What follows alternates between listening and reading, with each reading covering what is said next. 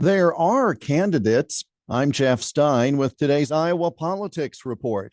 We hear a lot about results from the Des Moines newspaper's Iowa poll. They released data earlier this week showing numbers in the Iowa contests for governor and U.S. Senate.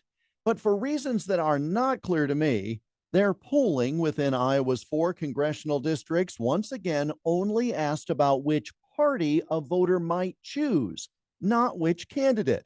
They did the same thing back in July after all the primaries were done and the candidates were set. You see, there's a huge difference between the generic ballot, as it's called, asking if you would vote for a generic Republican or a generic Democrat, as opposed to actual candidates in a race. That's because literally a third of registered voters in most of our districts register as non affiliated or independent voters. Frankly, the result showing a shift in generic label tells me nothing about the outcome we'll have on November 8th, because there are candidates with real names on the ballot beyond generic party affiliation. Reporting by one of the TV stations in this market, not the one that does our radio newscast for what it's worth. Well, they made the whole thing even more confusing, misreading the Iowa poll apparently by attaching candidates to the general poll results. Factually wrong and a real disservice to voters, I must say. They really should have known better. In short, there has been no independent polling of the congressional races using candidate names lately, so we have no idea who really may win. And that's made even more true by the latest voter registration numbers.